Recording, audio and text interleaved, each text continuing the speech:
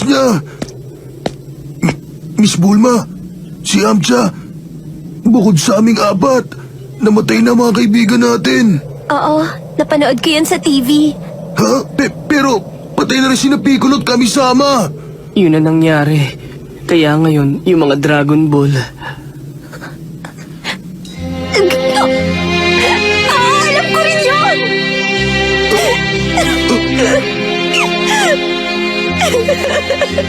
Alam niyo na po ang lahat?